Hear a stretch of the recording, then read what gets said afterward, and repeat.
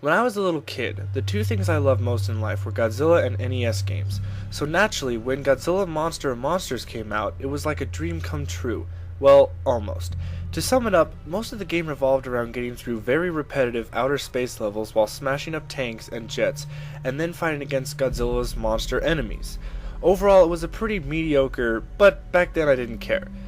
When I got the game for a present for my 10th birthday, I played it night and day as much as I could. Unfortunately, I had traded the game for Amagon a year later. Much to my regret, when I found out what the game was like, recently I had bought a new NES system, and though a lot of hunting and asking around, my friend Billy finally managed to find a copy of Godzilla Monster of Monsters. I was pumped to play my favorite childhood game.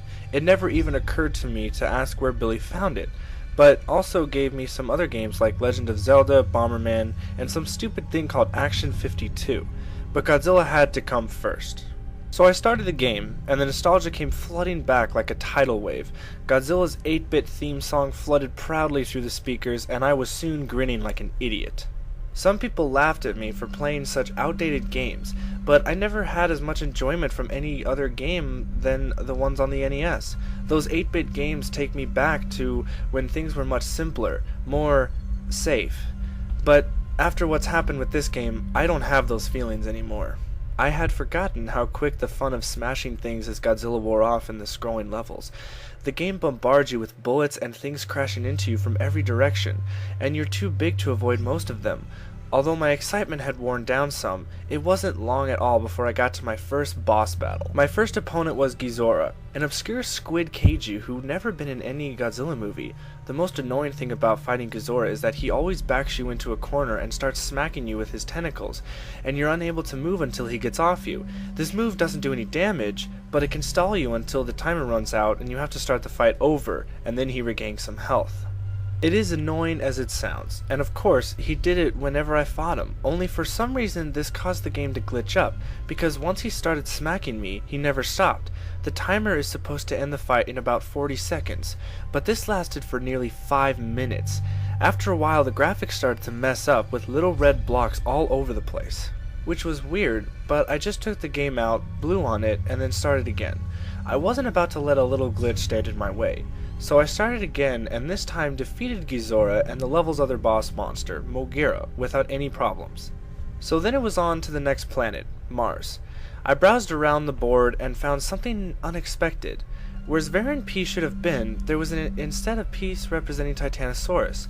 There were only 10 kaiju in the game, and Titanosaurus was not one of them, or so I thought. Perhaps Titanosaurus was originally intended to be in the game, but was swapped out for Varan for some reason. So I began to feel very excited. Not only was I playing my favorite game, but I was playing a prototype of some sort of new monster. Needless to say, I ran through the levels as fast as I could to see Titanosaurus in action. Fought Ghidorah again and beat him before he could do his tentacle smack, but this time the glitch started happening when he died. Ghidorah's sprite didn't sink into the bottom, but instead seemed to be devoured by the glitch, and his eyes started randomly spawning all over the screen.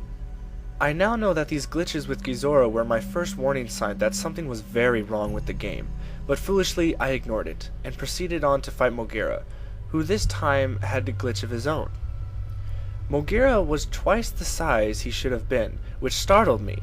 He also was considerably harder to beat than usual, which is to say, not at all.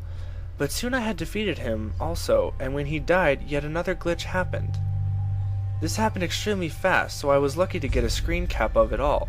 But what happened was that the giant Mogira sprite started to shatter and melt. Also, if you look at the garbled text at the right of the corner screen, you'll notice what appears to be a bird in a cage. I still have no idea what that meant. At this point, I was about to fight Titanosaurus, and I was worried as to what kind of glitch would happen this time, but to my surprise, Titanosaurus looked just fine. Although all of the game's bipedal monsters were the same height, Titanosaurus was a bit taller. But since Titanosaurus actually was taller than Godzilla in his film debut, I thought this was kinda cool. After a very fun fight with the monster that wasn't supposed to be in the game, I took over the enemy base and proceeded not to Jupiter like normal, but instead to Pathos.